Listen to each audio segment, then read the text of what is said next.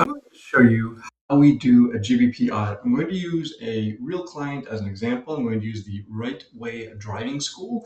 I'm not going to fill up this GBP review in great detail because I've done this before, so I don't need to fill this all out. This is really here for something that we would maybe send the client or to remind us to make sure we're looking at every aspect of the GBP. So when we do a GBP review, the most important things that we're looking for are going to be the categories and the services. So this is the GBP, and yeah, this is the GBP. Okay, so what we're going to do, we can see the categories. If we hit Edit Profile, then we can see the category here. This is primary, and then we can add additional categories. So right now, this business only has one category.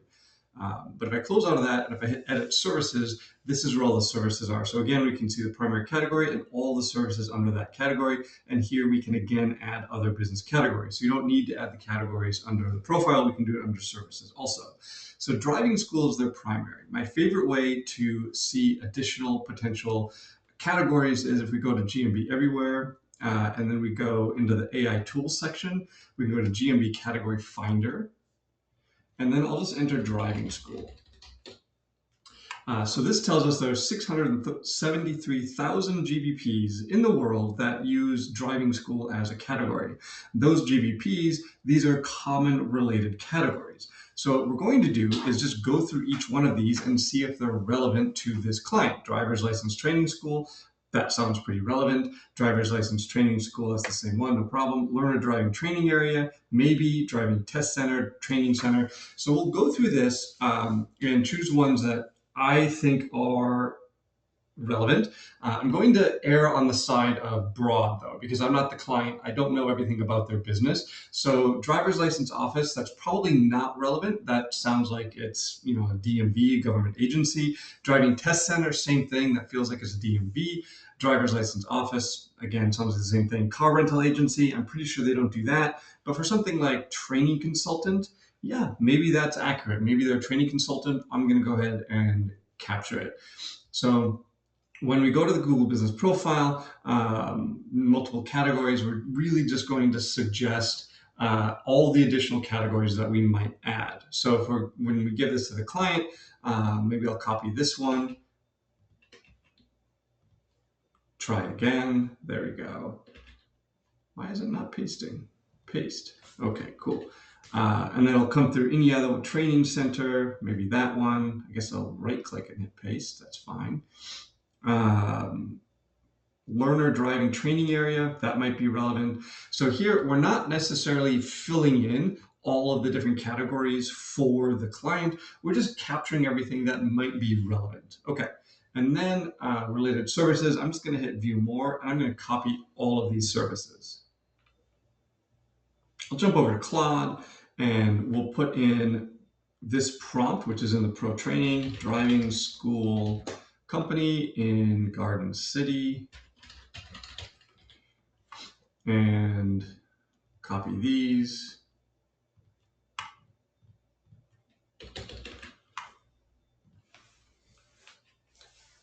Don't know why that looks like that.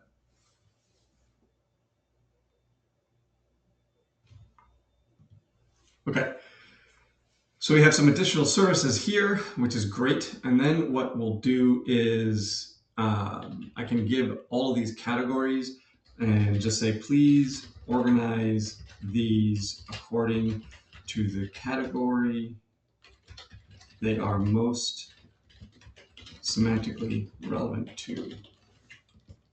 And then we'll say primary category is driving school, and secondary categories.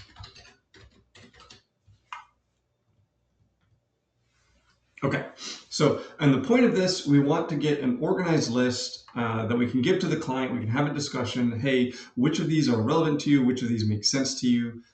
So we have all of these under driving school, then we have these under driver's license training school, training center. Excellent. So we can grab all of these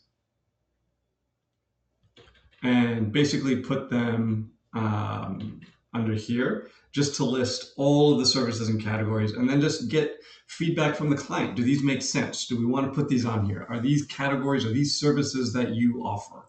Okay, so once we have that, we're going to come and make sure everything is filled out. So if I come into edit profile, uh, descriptions filled out, opening date, contact, chat, great, website, social profiles, all of this, service areas. So here, more from the business. So this we would want to add. There's nothing there.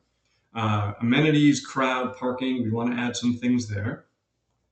This fine. Normally we would lock this so that Google doesn't do this, but this is a brand new client.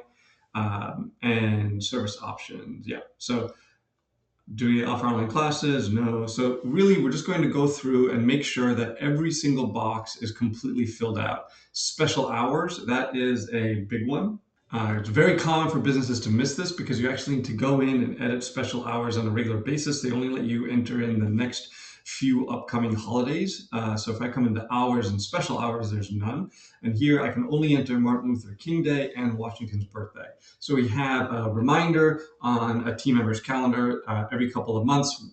They'll go in, make sure special hours are filled up for the upcoming holidays. This needs to be done regularly. Okay, and then we can actually come into posts and see if they're posting regularly. They have one post from 6 years ago, so definitely they need to do better there. So yeah, let's see, service areas. We did see the service areas, product and offers. I don't think they had anything there, so we can come into the product section. And that's right here, just under edit products, and there's nothing there. Great. Now, a lot of businesses won't have specific products. These are not just a repeat of your services. These are specific products that you have on offer. So for example, Right Way Driving School, if they had a specific program and they called it, the Right Way Teen Driving class, and it was like a pack of 3 or 4 different sessions that met in small groups or something. I don't know, I'm making this up. But then we could add that product, the Right Way Teen Driving Pack, to this product section, but we don't want to overlap anything with services. So we'll just keep coming through there. We'll assume they don't have any, but we would certainly ask them about it. Regular response to reviews, they have 421 reviews, so we can see if they're responding to it. We can come into read reviews and see what we have. We have no responses. Well, one response here from a couple of weeks ago, so they are responding, just not super quickly. And it looks like the response is the exact same response. So that's also not awesome. They're just copy pasting it. The review response is a good way to insert potential keywords for specific services that reviewer might have done that the reviewer didn't put in their actual review. And we can use AI to write a lot of these, but this is just to note, hey, they're not actually putting reviews, responses for every review that are unique and interesting on the GBP. What about photos? So we can see photos. We hit photos, and they do have a few photos, not very many. So again, not enough photos. That's another comment that we would have, that we need more photos for this GBP. Q&As, this is a deprecated feature, so we can delete that.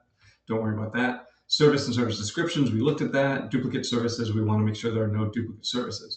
Okay, so that is how we do a GBP audit. That's the first step we do for every new client. And again, the focus, make sure the categories and services are correct. Then we just want to make sure that the rest of the GBP is filled out appropriately.